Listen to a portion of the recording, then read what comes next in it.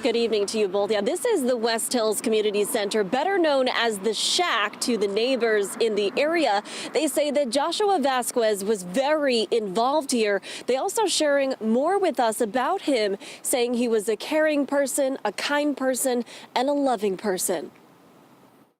Now it's very eerie, it's very still, very heavy. A community is in mourning tonight after 16-year-old Joshua Vasquez was shot and killed while riding his bike on Valley Street. I was sad. I didn't know what to do. Reagan Cheeks knew Vasquez for years. She says he was like a little brother to her. I used to play ball at the basketball court, basketball.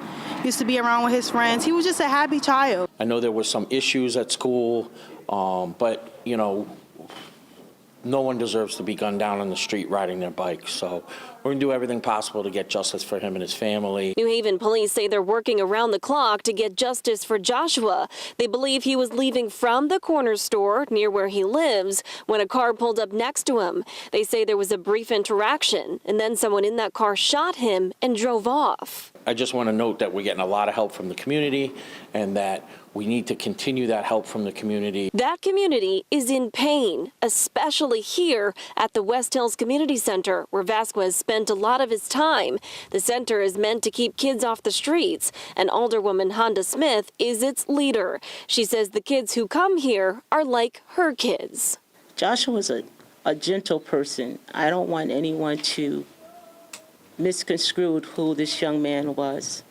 He was a caring and a loving person. Smith says that Vasquez used to take care of the grounds, mowing the lawn. He also helped deliver food to his neighbors. Joshua was well loved by this community.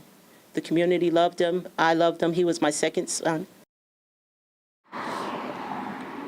Now, we're also learning that Vasquez was a student at the Metropolitan Business Academy, but he hadn't been there for class in person in quite some time. Now, police tell us that there was actually a fight at the academy just 2 hours before the shooting happened yesterday. At this point in time, they tell us they're not sure if those two incidents are connected, but of course, they're looking into it. And just to be safe, they did have an extra police presence at that academy today. Of course, we'll keep you updated once we learn more. We're live in New Haven tonight. Julia LeBlanc, Fox 61 News.